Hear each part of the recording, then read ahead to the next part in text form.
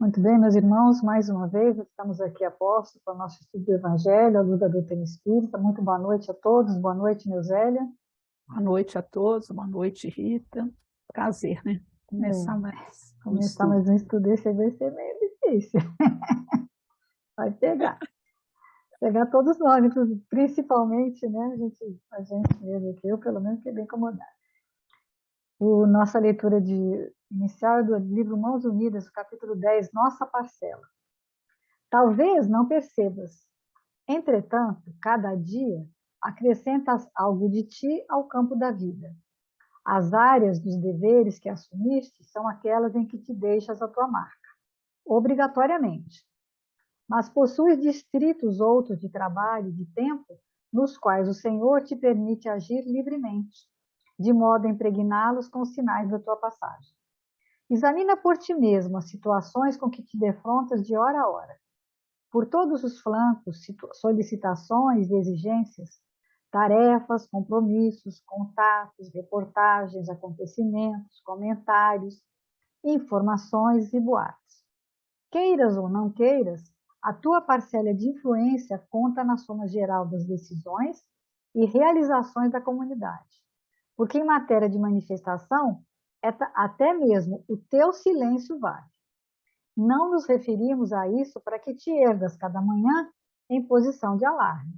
Anotamos o assunto para que as circunstâncias, sejam elas quais forem, nos encontrem de alma aberta ao patrocínio e à expansão do bem. Aprendemos e ensinamos caridade em todos os temas da necessidade humana. Façamos dela o pão espiritual da vida. Acreditemos ou não, tudo o que sentimos, pensamos, dizemos ou realizamos nos define a contribuição diária num montante de forças e possibilidades felizes ou menos felizes da existência. Meditemos nisso. Reflitamos na parcela de influência e de ação que impomos à vida, na pessoa dos semelhantes, porque de tudo que dermos à vida, a vida também nos trará. Né? Então, vamos aqui mais uma vez elevar os nossos pensamentos a Deus, agradecendo essa espiritualidade boa e amiga, aos mentores espirituais, coordenadores desse estudo, do Centro Espírita Francisco de Assis, nossos mentores individuais, com certeza apostos há muito tempo para nos amparar, que possamos ter uma noite de estudo com muita paz, com muita harmonia, com muito entendimento, e que possamos, Senhor, sermos transformados pela Tua palavra, pelo Teu exemplo, e pedimos, Senhor, que nos dê essa permissão e que fique conosco, hoje, agora e sempre. Graças a Deus. Graças a Deus. Então, nós continuamos, né? Evangelho de Mateus. Estamos no capítulo 13, à luz da doutrina espírita, baseado no estudo do Luiz Elias, lá do Uberaba, do Medinho de Uberaba. E a gente, nesse momento, Jesus está fazendo um comentário e dando explicações para os discípulos sobre a parábola que ele já contou para a multidão, que é a parábola do joio e do trigo. E hoje nós vamos estudar o versículo 38. Nele, Jesus vai começar a dar, como a Luiz explica, os conceitos, o que é a temática da parábola. Na semana passada, no versículo anterior, nós vimos que o dono do campo, o dono da lavoura, é o Filho do Homem, que no caso é Jesus encarnado, que é o nosso governador, responsável, né, pela semeadura da boa semente no nosso planeta. Hoje nós vamos ver o que é o campo e o que é a boa semente, qual que é o significado.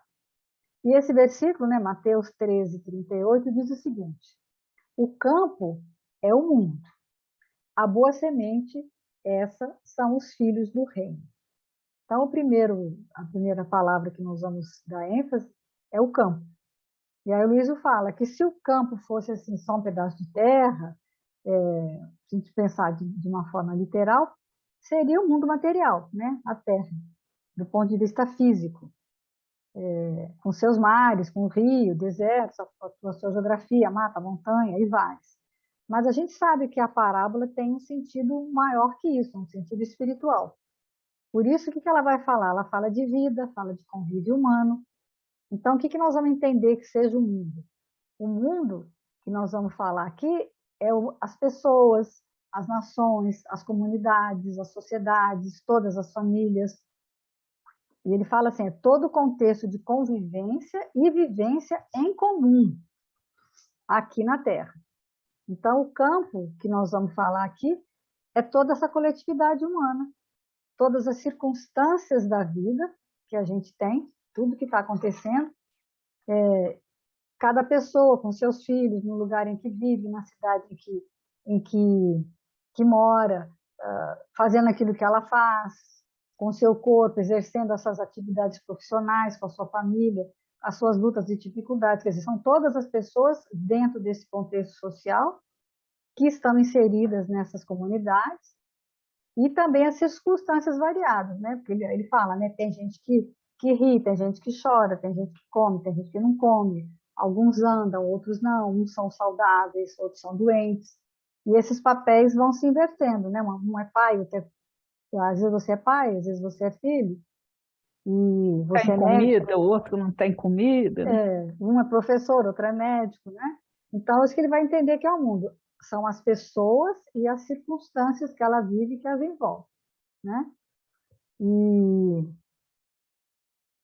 Aí ele começa a pegar pesado, né? Que aí ele pergunta: pessoas podem ser felizes você é ou feliz? infelizes, né? É. As pessoas que você convive são felizes e você é feliz?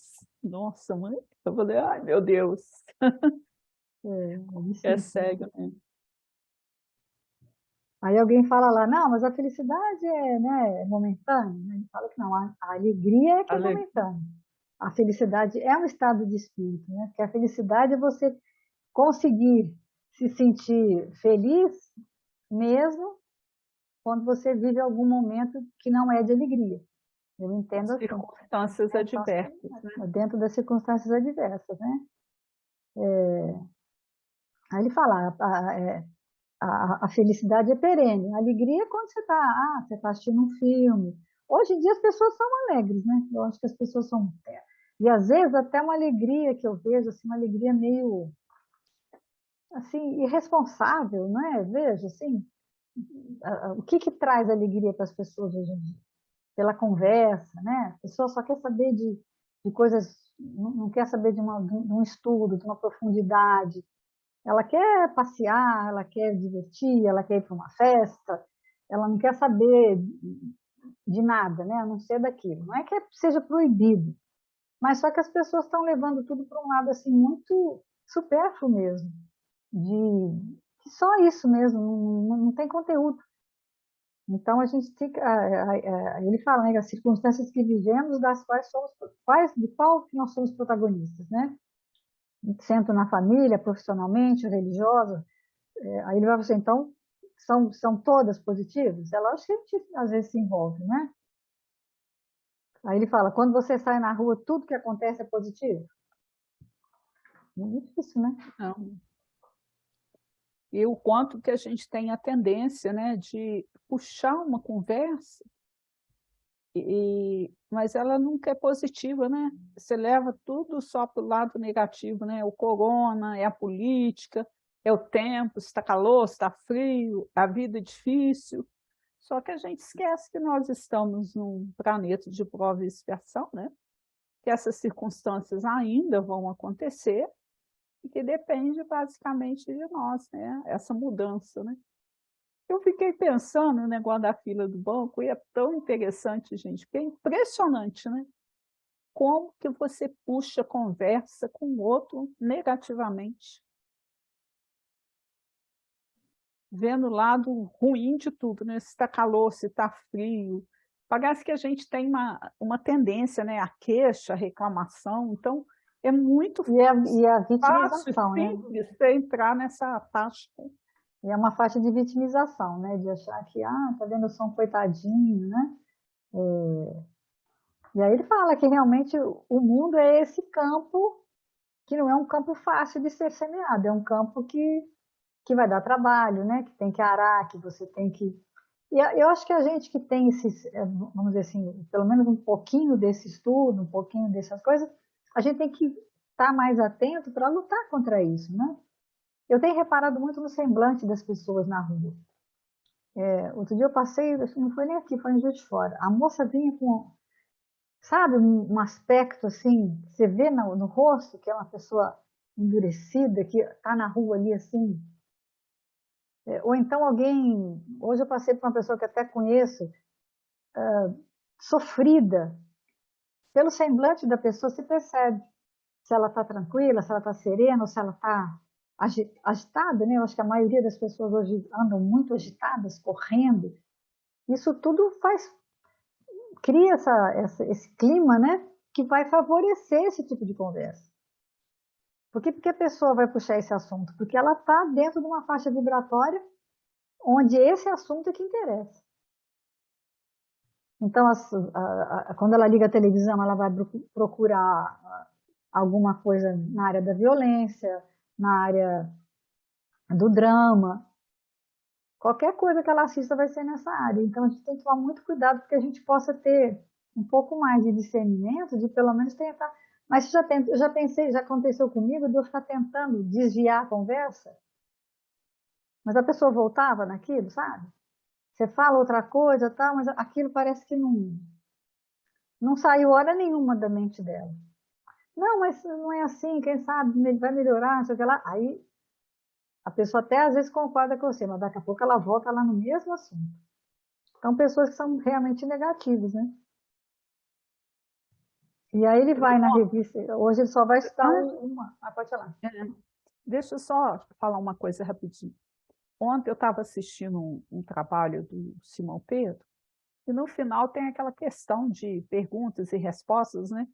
É que o Aloysio fala, já ouvi um trabalho dele, até que ele falou, né? Gente, a gente faz uma palestra todinha, 1 hora, você fala, aí depois quando vem a questão das perguntas, né? As pessoas não adianta, entram nessa mesma coisa de achar que é todo mundo infeliz, né? Mas eu achei tão interessante, porque ele fez a palestra, muito bonita, porque o Simão é uma gracinha, um negócio muito dele. E aí, no final, da live lá, uma faz a pergunta e fala assim, mas diante de tudo isso, essa pandemia, o mundo do jeito que está, isso vai ter jeito? E ele realmente falou do quanto que tem jeito, mas aí ela insistiu, né? Aí eu achei interessante que ele pegou uma pergunta do Livro dos Espíritos, e eu não vou saber qual é, porque eu me lembrei disso aqui agora, onde fala dos flagelos destruidores, né? Que eles vêm para acelerar o progresso, já que o homem é incapaz de fazer isso. Aí ele ainda fala, Deus poderia usar outros meios, mas ele aproveita os flagelos, porque todo flagelo tem um ensinamento. Mas, Rita, foi tão interessante a colocação que ele fez a respeito da pandemia. Aí ele falou, nunca as pessoas se aproximaram tanto das questões familiares, porque ela estava se distanciando. Então, querendo ou não... Botou todo mundo dentro de casa, né? Todo mundo dentro de casa, e os problemas que a família tem de convivência ficaram visíveis, porque antes eles ficavam camuflados. Eu achei essa colocação que ele fez interessantíssima. E aí outra coisa que ele falou, o quanto a tecnologia surgiu nessa época e avançando cada vez mais. Então ele falou assim, está todo mundo preocupado com as crianças, a questão da escola.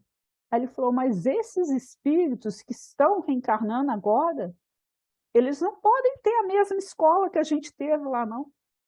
Então, tudo isso foi para acelerar o progresso. E aí ele foi fazendo várias colocações, né?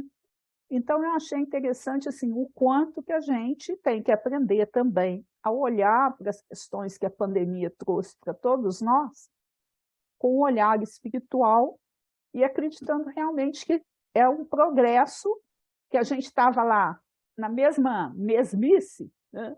Aí o que Deus falou? Não, vou dar uma sacudida. Fingindo que era feliz, né? Alguns fingindo que era feliz, né? Fingindo que era feliz, encarando, vivendo uma vida de ilusão, e agora não. E ele falou, esses espíritos, eu achei muito importante essa questão das crianças que eles falaram. Vocês estavam achando que as crianças de hoje poderiam ter a mesma escola que a gente teve? Elas são totalmente tecnológicas, e são, porque você pega uma criança de 2 anos, ela mexe no celular. Então, é a tecnologia aí avançando. É muito, porque a gente tem que entender assim, que Deus está no comando, e que ainda que a gente não entenda, existe uma proposta maior em tudo isso. Aí eu achei muito assim, legal, né? O fato de você olhar com os outros olhos, né? Tirar essa nossa tendência de achar assim, a Terra é planeta de prova e expiação, aqui só tem sofrimento. Não, o sofrimento é para ensinar a gente a agir de maneira diferente. Mas, mesmo com tudo isso, Deus está no comando, criando situações para que a gente avance. E quem sair do sofrimento fortalecido, vai ter os que vão sair fortalecidos e os que vão sair revoltados. Aí a escolha é sua, né? É a escolha de cada um. Mas a grande maioria chega, né? Vai nem que chegando. demore um bocadinho, mas vai chegar, né? Vai chegar. E ele vai fazer só uma leitura, né, que é da Revista Espírita, de julho de 1865, onde o Kardec pega uma notícia de jornal comum, né, e faz um comentário, e aí depois os espíritos, né, fazem um comentário. Está dentro, é um espírito Lamennais que vai fazer esse comentário. Aí ele fala, ele até lembra, né? Como será que ele faria um comentário, pegar uma revista, uma notícia atual de hoje, que comentário que o espírito fazia? E por que a gente... Eu já fiz muito isso em aula de evangelização. Pegar um texto e fazer algum comentário sobre ele, aquela coisa toda. É bem legal, as crianças participam bem. À luz da doutrina, né? À luz da doutrina, lógico, né? E aí o Kardec, é estranho que ele acha, né, que Kardec vai escolher não uma notícia ruim, ele vai escolher um caso positivo, que vai falar da comuna, né, uma comuna que é uma comunidade pequena de Königsfeld, não é? Königsfeld. O título da reportagem é essa, a comuna de difícil falar, né? Königsfeld. Um mundo futuro em miniatura. Miniatura. Né? Aí eu estava vendo, hoje é um município de 6 mil habitantes, ele existe ainda, mas na época era um pequeno lugarejo, né? Uma vila muito pequenininha, só tinha 50 anos de existência, tinha só na faixa de 400 habitantes.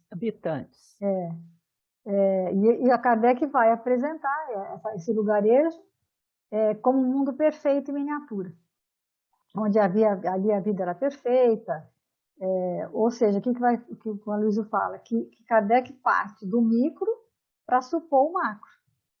Se você pensar numa pequena comunidade como um padrão a ser seguido pelo resto da humanidade, é isso que ele vai falar aqui. Então, você quer ler aí? Lê-se no Garnet de Colmar, é o jornal onde está inserida essa reportagem. Então, a comuna, né, de Coengelst, perto de Village, na Floresta Negra, conta cerca de 400 habitantes. Isso é a notícia do jornal, né? Forma um estado modelo em miniatura. Há 50 anos, data da existência dessa comuna, jamais aconteceu a um habitante qualquer se envolver com a polícia. Então, 50 anos que já tinha sido formada, né? E não teve nenhum caso policial. Nunca houve casos de delitos ou crimes. Durante 50 anos, jamais houve asta pública ou nasceu um filho natural. Nunca foi aberto um processo nessa comuna. Também ali não se encontravam mendigos. Tendo sido lida na Sociedade de Paris, essa interessante nota deu motivo à seguinte comunicação espontânea. É interessante, né? É quando ele chama atenção para a questão da comunicação. Não foi uma coisa provocada, né? O Kardec levou o artigo para estudo, né? E aí o espírito veio espontaneamente, ele não foi evocado, né? Espontaneamente comentar o assunto. É belo ver a virtude num centro restrito e pobre. Então, quer dizer, a gente tem a ideia também que a virtude, né, vai estar ligada à sofisticação, às vezes, né? E ele falando, o centro ali seria restrito e pobre.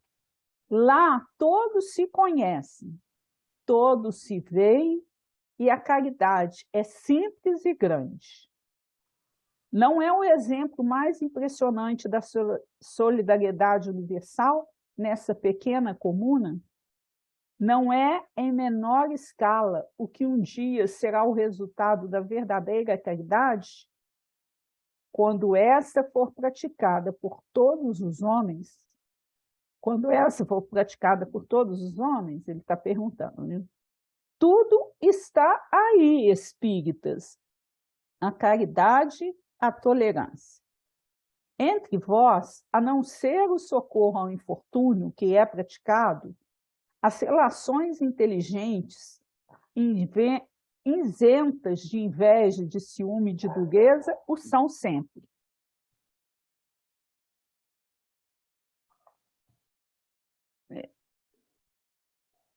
Aí essa foi a fala, né, do Lamennais.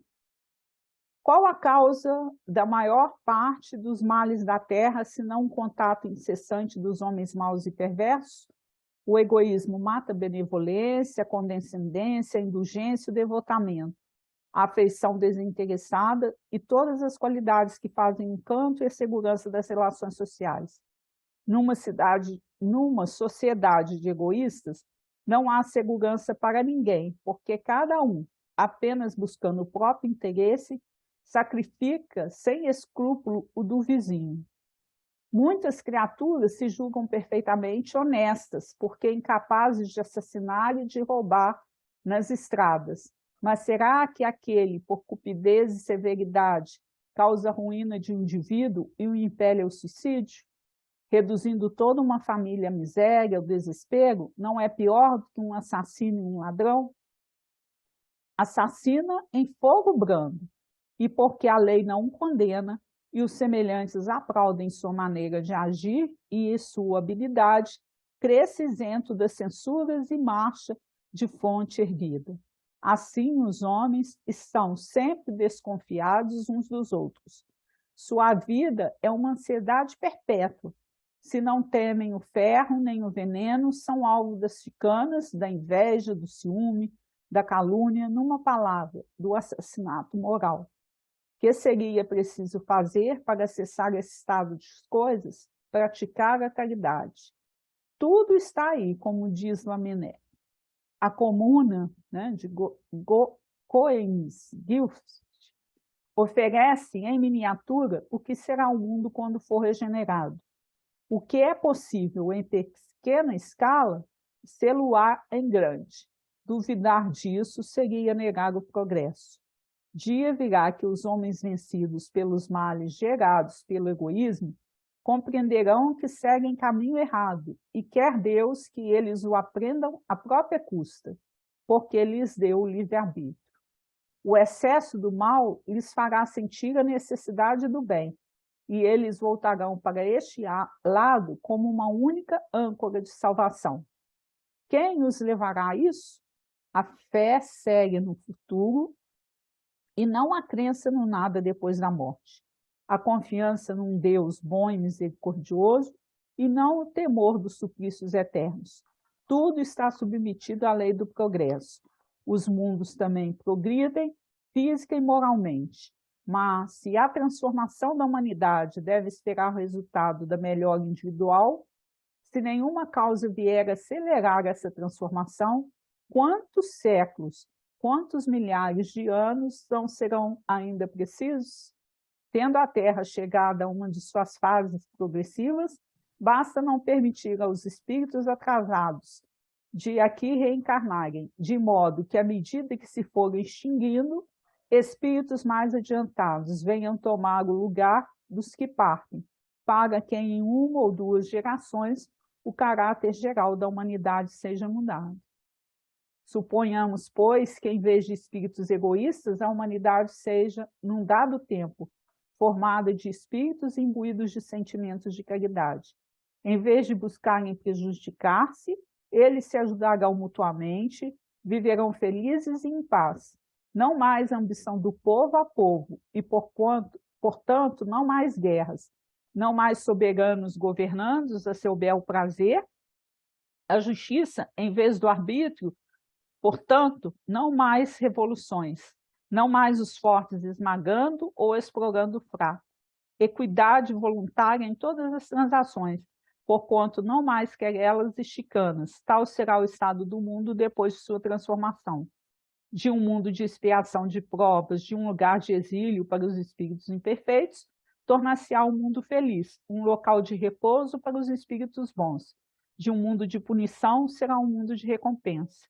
A comuna, nem vou falar o nome, compõe-se...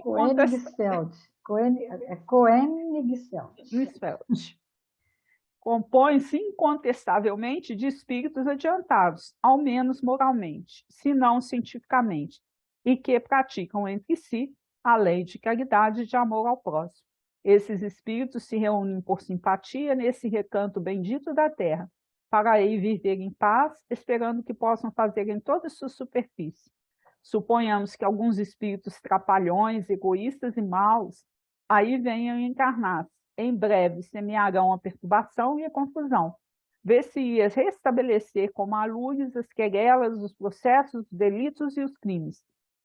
Assim seria o estado da Terra, depois de sua transformação, se Deus se abrisse ao acesso dos espíritos maus. Progredindo a Terra, aí estariam deslocados, e por isso irão expiar seu endurecimento e burlar sua educação moral em mundos menos adiantados. É muito linda essa leitura, né? Vamos voltar lá para a gente ir comentando. Ela é muito grande, né? Ele vai falar que é esse estado, né? Um conjunto de organismos, de instituições, de aparelhos, né? que fazem essa organização sobre uma liderança, geralmente tem uma liderança comum, que vai, e qual que é o objetivo? Atender as necessidades e o anseio daquela comunidade. Seria aqui um modelo miniatura. E aí você começa a pensar, tá, mas por que funcionava? Porque era pouca gente? Que era só 400?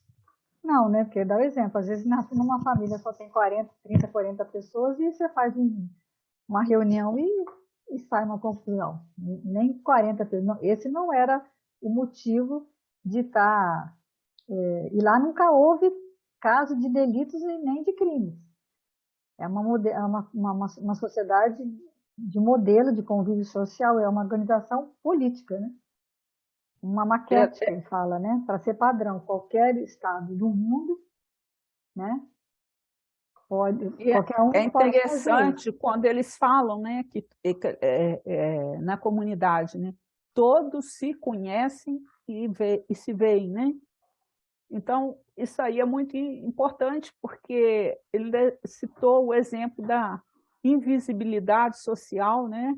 Que é o que a gente tem hoje em dia, que às vezes você tem lá uma criança, um adolescente, você passa por eles numa situação de risco na rua, é como se ele não existisse. Você finge que não vê para não ser incomodado, né? E nessa comuna lá não, o que acontecia? Todos se conheciam, se viam, tinham a preocupação, né, de ajudar um ao outro, né? E prevalece a vontade da maioria. Da maioria. Eu até fiquei pensando, sabe, uma coisa que eu pensei, Quando a gente estava estudando, né, para fazer isso, aí eu falei assim, gente, na realidade, quando você olha uma instituição, você imagina o quanto que esses espíritos estão aprendendo lá, em termos de comunidade? Exato. A instituição, eu pensei muito nisso, ela é uma pequena comunidade, porque ali Comunidade. tem que dar certo. E não é que dá certo porque eles são espíritos melhores ou porque quem está lá organizando é melhor ou pior. É porque ali tem que dar, não tem outro jeito. Ali está muito, muito fechado nesse sentido. Não tem, é a última morada mesmo. E quando você chega na última, é mais ou menos assim, por exemplo, uma pessoa que tem o hábito de não pagar. Aí ela compra num lugar e fica devendo. Aí ela compra no outro e fica devendo. E aí ela vai, né? Aí ela pega e paga um, mas vai indo, ela fica famosa no lugar. E aí ela já é conhecida como má pagadora e ninguém quer vender para ela. Aí ela descobre um lugar e ela começa a andar direitinho ali, porque ela sabe que não vai ter mais ninguém para tomar conta dela, não vai ter mais ninguém para vender para ela. Aí nesse lugar ela anda direitinho. Ela compra menos, se for um lugar que vai controlar, se for uma pessoa, uma empresa mais organizada, isso acontece muito. Não, você só pode comprar tanto. Aqui o seu limite é esse. Quando você está lá na nossa loja, a gente faz isso. Ó, o seu limite é R$ 100. Você comprou 100, você tem que pagar alguma coisa. Então, quando você impõe certos limites e certas regras, que são regras justas, aí a pessoa vai ter que fazer. Então, é isso que acontece, né? Ele fala assim, que não tinha delito, não tinha crime, a asta pública, no caso, é hipoteca, quando a pessoa, na época de Kardec, acho que até existe hipoteca ainda, né? Mas as pessoas ficavam endividadas e aí davam como garantia a própria casa e os bancos não tinham pena, não. Eles, né, executavam a hipoteca, a pessoa ficava sem casa, não tinha onde morar, ia morar na rua, na miséria. E conclusão, isso que é? Por que acontecia isso? Porque não era, quando acontece isso é porque não é uma sociedade justa. Então essa comuna era uma comuna onde havia uma justiça social. E a questão do filho também, né, que não nascia filhos naturais. O que é o filho natural?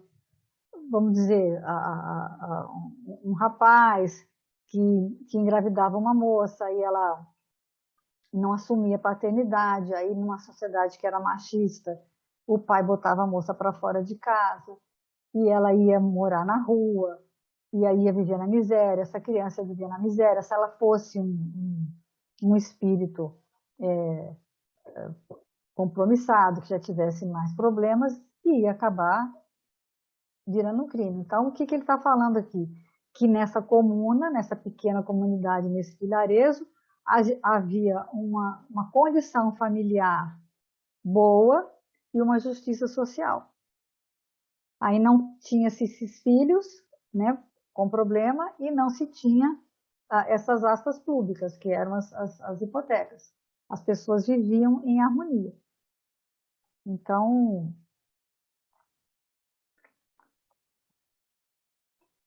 E é interessante quando ele falou também a questão da normose, né? Normose é quando uma coisa que deveria chocar se torna comum e não nos choca mais, né?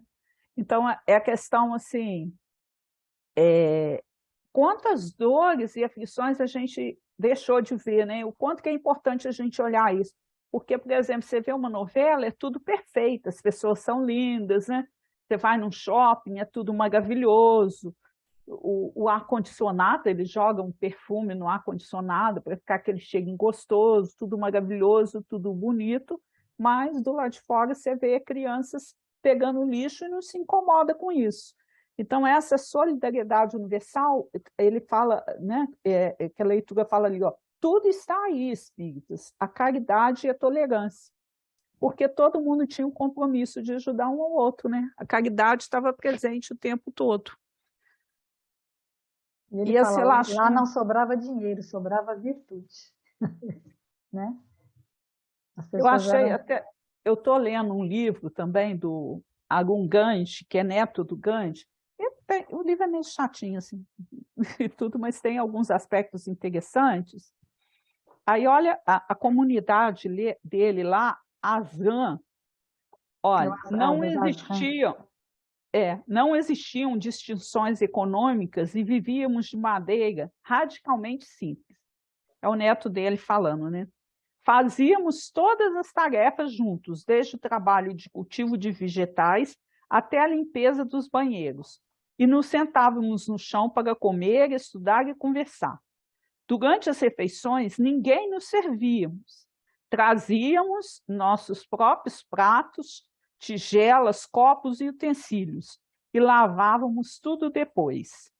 Ninguém se sentia privado de nada, porque todos vivíamos nas mesmas condições. Babuji entendia que a maioria das pessoas precisa de muito pouco para ser feliz. O problema principia quando começamos a nos comparar com os outros e achar o que eles têm, que o que eles têm é melhor. E talvez valha a pena brigar para conseguir. Então, essa passagem dele é interessante, né? Porque olha como é que é uma visão diferente. Porque hoje, alguns espíritos já têm esse senso de pertencimento. Mas a grande maioria, por exemplo, das famílias hoje, gente, a gente está errando muito. Porque a casa é de todos. Todos têm compromisso com a limpeza, né? Inclusive, tem uma passagem muito interessante que a mulher do Gandhi fala, tinha que limpar as latrinas, né? Aí ela fala, mas eu sou mulher, eu não vou limpar as latrinas. Aí ele fala assim, por você ser minha mulher, aí que você deve ser o maior exemplo e começar a limpar, né? Então, quer dizer, olha que coisa bonita. Porque se todo mundo usa um banheiro, igual na nossa casa, assim, por que alguém só que tem que limpar, né? Verdade. Por que todos que usam não podem fazer isso? Aí eu achei interessante que eu estava lendo um livro e peguei, né? E porque o Gandhi falava, nós precisamos ser a mudança que queremos ver no mundo. Então, se eu começo a olhar para a coisa do outro e querer para mim, achar que eu sou mais merecedor, então eu já estou fazendo o estrago social, né?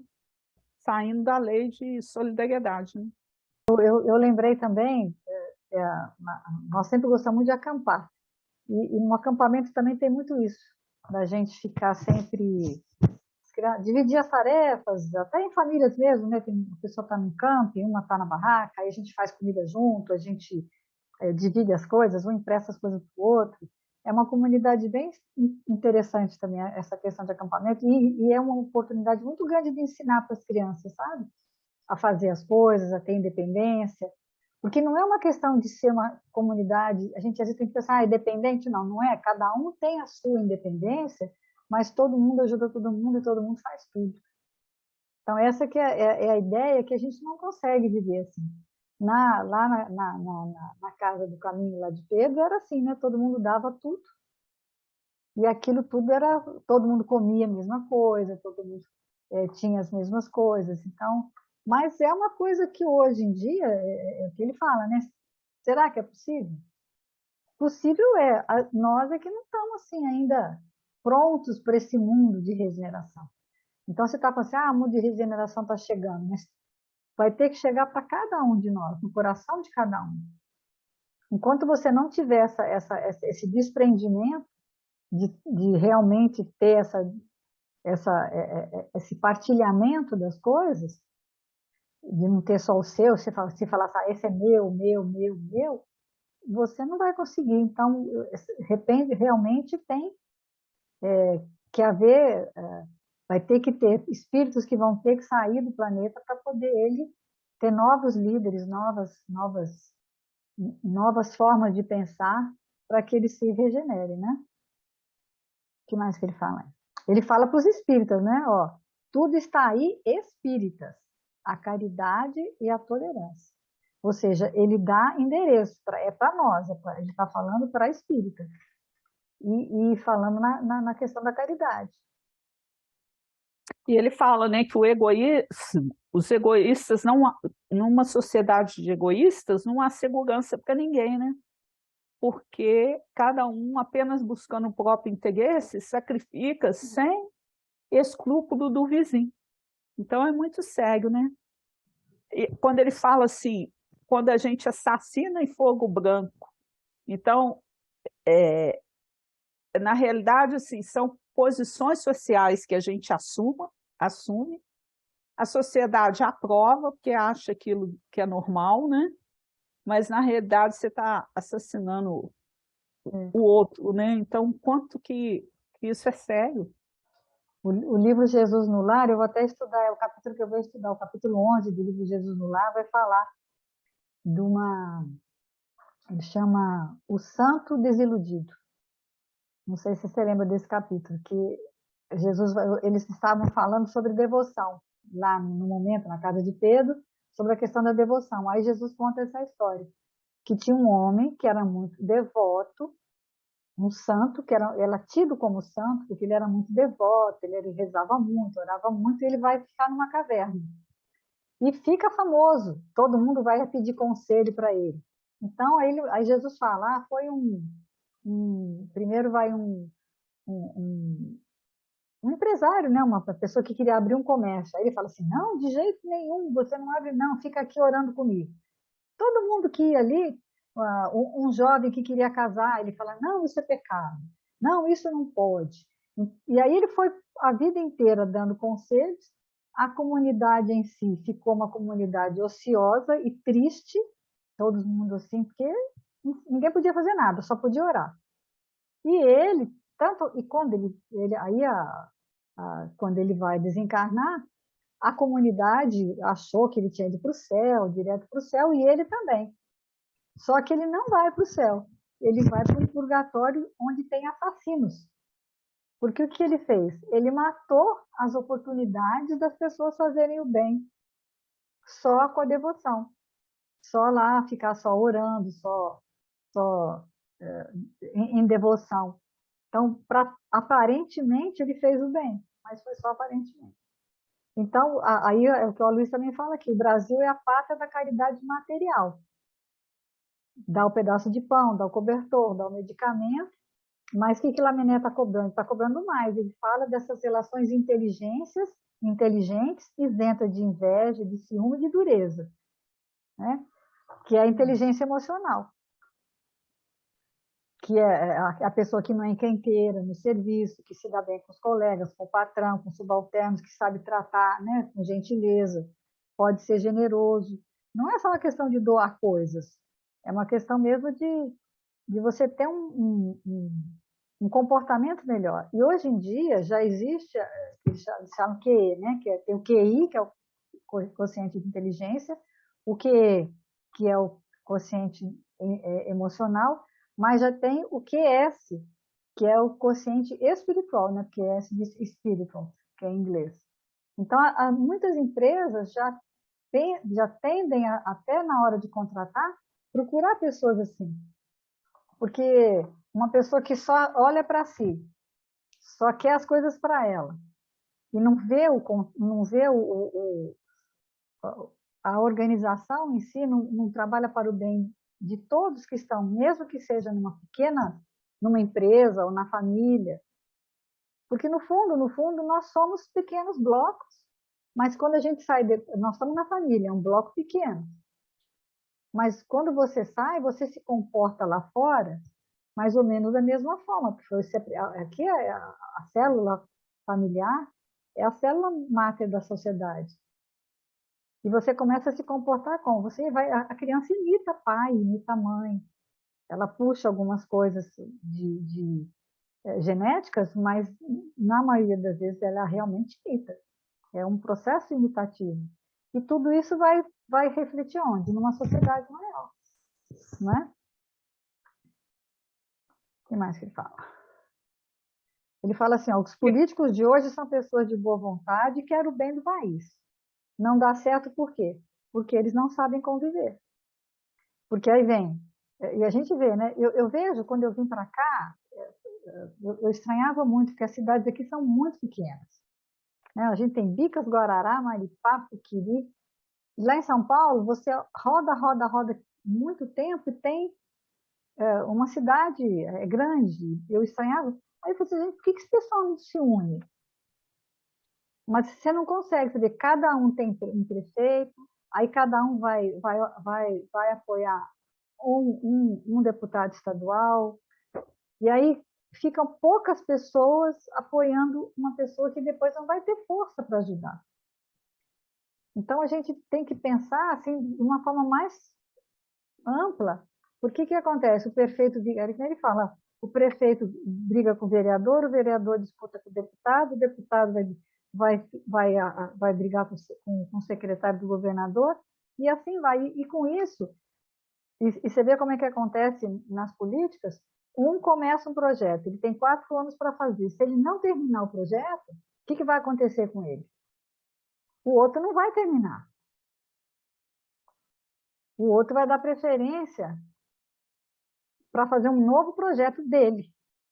Ele não dá continuidade naquilo. Isso é um caso muito grave nas comunidades menores e até nas maiores, porque a gente não consegue ver o que é melhor para todo mundo.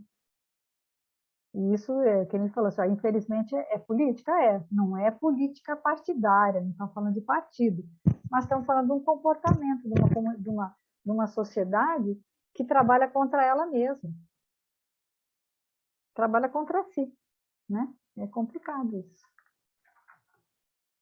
E aí, às vezes, a gente fica tão atormentado com isso tudo que a gente acha que isso, né, não vai ser possível.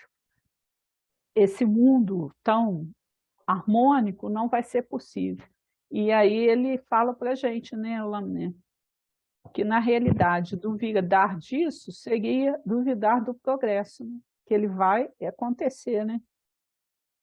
O excesso, como que isso vai acontecer? Que o excesso do mal lhes fará sentir a necessidade do bem, e eles se voltarão para esse lado como para a única âncora de salvação. Então, a gente vai chegar a um estado tal de insatisfação com o mal que a gente vai se voltar para o bem, né? E aí, como eu falei lá na palestra do Simão, né, que está lá no Livro dos Espíritos, Deus tem jeito de acelerar o progresso. O que ele faz? Manda um vírusinhos, né? Não, manda um vírus, não. Aí a gente está dando uma ideia de que Deus está punindo, né? Punindo, né? Ele usa as circunstâncias que o próprio homem criou para si, deixa que o vírus, né, tome toda essa dimensão. Para quê? Para acelerar o processo. Porque, na realidade, os vírus e tudo isso que são criações da nossa mente enfermiça, né? Então, a gente vai se predispondo a uma situação de ter uma situação de sofrimento maior. A gente poderia fazer tudo isso como essa comunidade, evoluindo pelo amor, pela solidariedade, pela caridade, pela tolerância. Quando a gente se afasta disso, né, então a gente fica vulnerável a situações de sofrimento e dor. Né? E ainda assim a gente vê muito egoísmo, né? Mesmo muitas pessoas não entenderam. Ele fala até a questão da vacina, né? Por que você se vacina? A maioria das pessoas vai vacinar para quê? Porque ela não quer morrer. Mas, na realidade, você deveria vacinar para não adoecer o outro. Para que todos, né?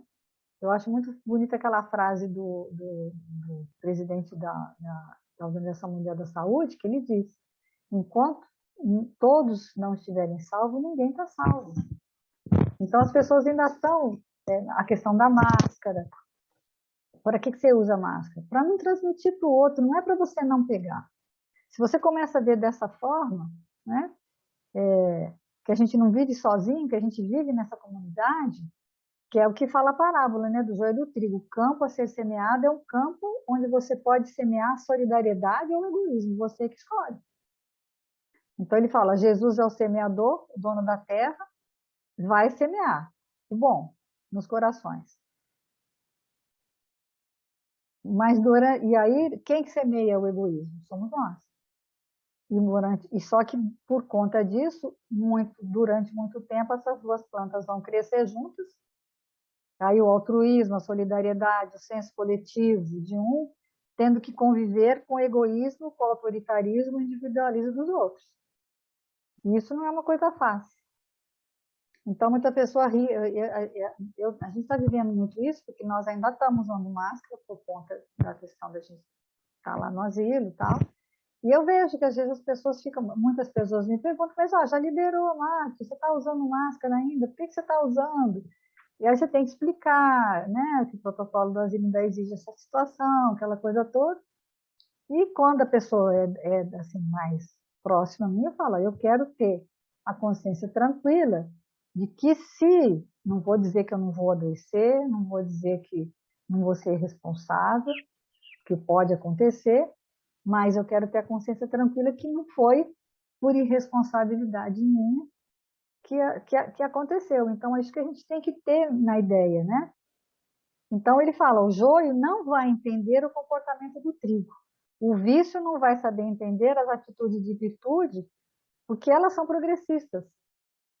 Essas ideias vão adiante, estão adiante, né? Enquanto o vício tem compromisso com... Olha, achei interessante ele falar isso. Ó. Enquanto o vício tem compromisso com o vício do passado, a virtude de hoje tem compromisso com a virtude de amanhã. Eu achei isso... Não é verdade? Você está vendo alguma coisa que o outro não está vendo. Agora, também não adianta você ficar teimando. Você só faz a sua parte e fica na sua. Né? Porque o filho do rei não é a boa semente, né? Ele vai viver no mundo cão como se fosse o paraíso, né?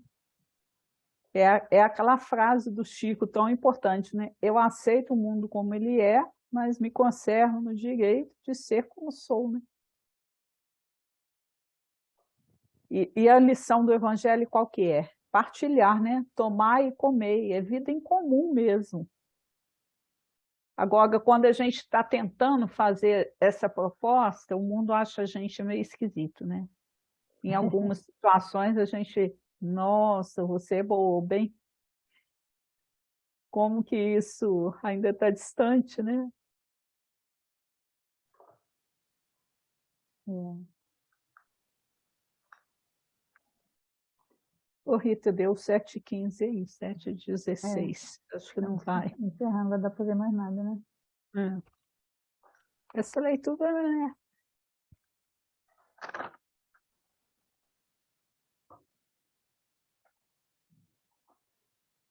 Para a gente ter essa mudança mesmo, né? O que a gente precisa? Acabar com miséria. A gente tem que ter uma dívida com a compaixão, né? Ser a equidade voluntária, né? Querer realmente que a coisa, né? Caminhe de outra forma.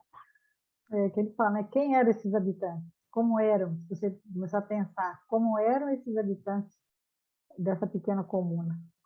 Eram espíritos melhores, que sabiam fazer isso, que entendiam isso de uma forma geral, né? Imbuídos desse sentimento, né? De caridade. Aí ele fala, quando o mundo não progride, Deus insere como circunstância de vida no convívio dessas pessoas um elemento acelerador. Não é? Devagarinho vai limpando, porque aí vai sair, não vai voltar, vai nascer um outro que já tem outro entendimento. Aí eu achei interessante ele falar assim, por exemplo, tem um líder ali, e esse líder comanda tudo, para que tudo aconteça, né? Da forma, vamos dizer, que é o joio. Quando ele tira esse líder e ele fica afastado por 2 ou 3 gerações, dali a 2 ou 3 gerações, aqueles que ficaram ali sem liderança e que recebem um líder melhor, o que vai acontecer? Ela vai melhorar. A partir desse líder que vai ter novas ideias e esses liderados, né? Porque tem sempre essa questão de liderança. Tem um líder, a pessoa que nasce que tem uma característica de líder e aquele que tem a característica de comandado, de obedecer. Então, tudo isso vai fazer com que essa comunidade vá melhorando aos poucos. É assim que vai acontecendo, que o mundo vai melhorar, nem que seja aos poucos. Então, vamos encerrar, né?